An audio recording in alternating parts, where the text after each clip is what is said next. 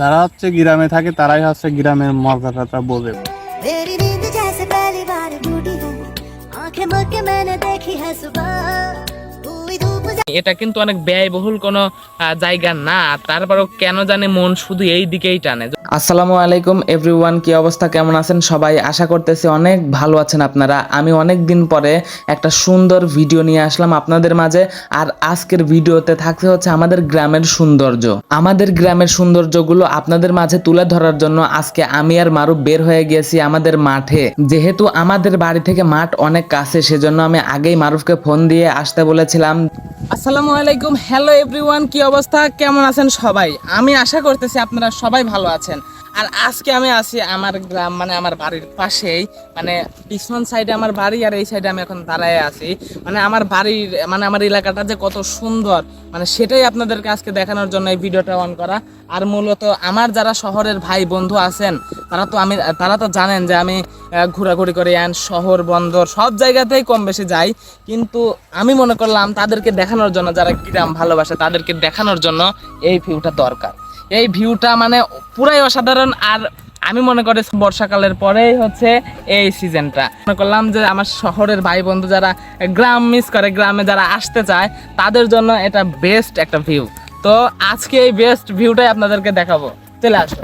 সত্য কথা বলতে আমাদের গ্রামটা এখন আরো অনেক বেশি সুন্দর হয়ে গেছে, কারণ বর্তমান সময়ে আমাদের মাঠগুলো ফাঁকা। আর এই ফাঁকা মাঠে ঘুরতে যে ভালো লাগে সেইটা আপনি শহরে বসে কখনোই কল্পনা করতে পারবেন না। আর সৌন্দর্যের আরো একটা কারণ হলো এই যে পাট ক্ষেত আপনারা দেখতেছেন, এটা যখন ছোট ছোট থাকে তখন কিন্তু পরিবেশটা আরো অনেক অনেক ভালো লাগে। তারপর আমি ওই দিক থেকে ঘুরে আসার পরে চলে আসলাম ধান ক্ষেতের সামনে। এইখানে এসে আমার মনটাই ভালো হয়ে গেল। একটা সত্য কথা বলতে, আমি শহরে থাকি আর যত বড় জায়গাতেই থাকি, মাঝে মাঝে এই গ্রামে না আসলে, এই ক্ষেতের মাঝে না আসলে আমার ভালোই লাগে না। সেজন্যই আমি মনকে ফ্রেশ এবং সতেজ করার জন্য বারবার ছুটে আসি এই গ্রামে। এই গ্রামের মানুষগুলো, এই গ্রামের ক্ষেত খামার, এই গ্রামের সৌন্দর্য কেন এত ভালো লাগে আমি নিজেও জানি না। এই রকম ভিউ এর আগে কখনো দেখেছিস? এরকম অসম্ভব সুন্দর ভিউ কি কখনো দেখা যায়? মানে গ্রাম ছাড়া, গাইস, গ্রাম ছাড়া এটা কখনোই সম্ভব না।